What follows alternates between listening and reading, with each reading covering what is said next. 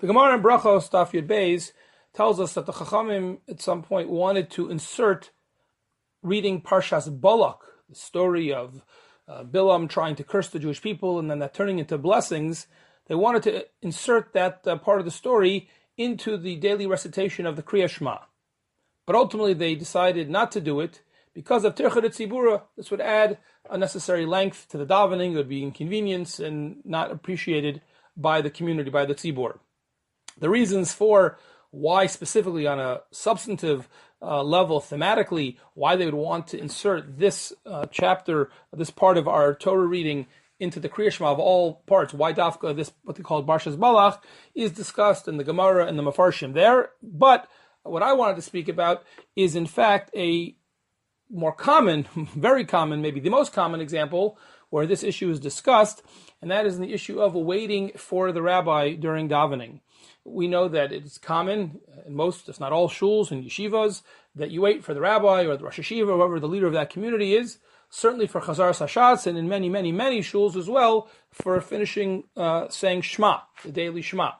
And the question is, what is the story with that, and how does that relate to this idea mentioned in the Gemara of Tircha de Tzibura? And what is really fascinating, I think will come to a shock to most people, is that the earliest sources that we have all say not to wait for the rabbi. I believe the earliest source on this topic is a response, a tshuva of the Binyamin Zev, Siman Kuf Samaches. The Binyamin Zev was a great god who lived in the first half of the 16th century in Greece.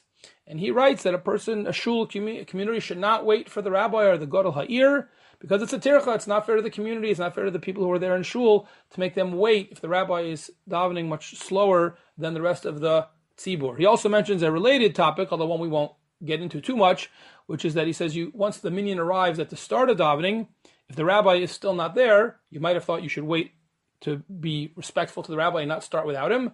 But he says, no, if this is the start time and you have a minyan, you don't wait, because that would be tircha de tzibura. Interesting topic, although not one we're going to discuss. But again, the Binyamin Zev, the first and very authoritative source on the topic, says not to wait for the rabbi for something like Chazar Sashatz. Now, you might say, well, that's somewhat of an obscure source, and how do I know if we hold like him? Well, in fact, the Ramah in Siman Kuf Chav Dalid brings down this Binyamin Zev and paskins like him. Yes, this I think is really going to be surprising to most people. No less than the Ramah paskins not to wait for the rabbi. He also mentions you shouldn't wait for the rabbi in terms of starting the davening, but for our purposes, he mentions you shouldn't wait for the rabbi when it comes to Chazar Sashat and things like that in the davening. Not fair. Going to slow down the davening. Tircha de Tzibura. The Magen Avram and others there in Shulchan Aruch bring a proof from the Gemara in Brachos on Daf Lamed Aleph, which tells us that Rabbi Akiva, when he would daven in public, he would be makatzer tfilaso, and the Gemara says the reason that he shortened his tefillah, some say he left out certain parts, or that he davened very fast, much faster than he would usually. The Gemara says, Mipnei Torah chatzibur, because he was sensitive to the Tircha de Tzibura. And the Magen Avram explains that we see from Rabbi Akiva that he was so sensitive to the tzibur and to them not being inconvenienced that he would daven faster or perhaps even less than he would otherwise. We learn from that it's not right for the rabbi to be marich in his tefillah. If Rabbi Akiva, of all people, one of the greatest tzaddikim of all time, if he was makatzer, if he goes faster, leaves out things, then why should any rabbi nowadays be marich? And if the rabbi does that, he's not doing the right thing. He should have been following Rabbi Akiva's example. He's not doing the right thing, and therefore you don't have to wait for him. Now, all of that notwithstanding, as we all know, this is the practice, though. We do wait for the rabbi. We do wait for the Rosh Yeshiva.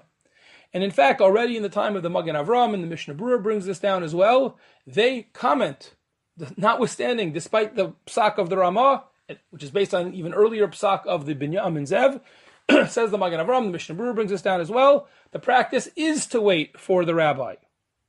What's really striking is that Rabbi Akiva Eiger has a tshuva. It's not included in the general collection of his responsa, but we have a manuscript which has been published in numerous places since then, where Rabbi Akiva Eiger is strident and extreme in his criticism of anybody who wouldn't wait for the rabbi. Chalila v'chas, it would be a terrible thing not to wait for the rabbi. All of Judaism could fall apart if we're not waiting for the rabbi. Really, really sensational and extreme approach of Rabbi Akiva Eiger, especially when you consider that the position he is criticizing was initially endorsed and paskined by none less than the Ramah. And yet, it's become such a universal practice that to change it from Rabbi Eger's perspective would be a controversial reform, if you will, and change in tradition. Even if we don't go as far as Rabbi Eger, but as we all know, this is the practice, and it's a practice that was already endorsed in the time of the Magen Avram. How do we understand this? What happened to the seemingly straightforward authoritative psak of the Binyamin Zev, the straightforward authoritative psak of the Ramah? Psak of the Ramah, unquestioned, no one debates it in terms of arguments and substance, and yet it's become universal that in fact we do wait for the rabbi or for the Rosh Hashiva. So very briefly, 3 theories that have been suggested. 2 primary and a third as well. The first, the Magen Avram brings us down, the Mishnah Berurah quotes it, and that is that it's not really about the rabbi. Most people in shul, perhaps you'd say it's still true now, but it certainly was true, the Magen Avram says in his day, they daven too fast, which he says is shalom kedin, you shouldn't daven so fast. But they daven so fast, but there's a minority of people who daven very slowly. But unfortunately, those people who daven slowly are penalized because they never have a chance to answer kedusha with the rest of the shul, because everything happens so fast and they're still davening slowly. So if you have a rabbi in shul who's also presumably davening slowly, we say, wait for him, but really it's not so much about the rabbi per se as much it is to be respectful and be helpful to all the people who are davening the way they should, slower and with more kavana. Very interesting explanation of the Magen Avram and the Mishnah Berurah.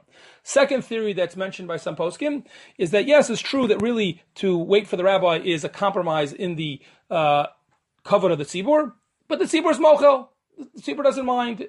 They'd rather show the tribute to the rabbi or have a slower davening, whatever the case the reason is, but they're mochel. We have other sources that prove that a tzibur is allowed to be mochel. A third suggestion that is made by some, perhaps seriously, and others more whimsically, derech tzachos, is that we have numerous sources that say that being a rabbi shortens your life, the stress, etc.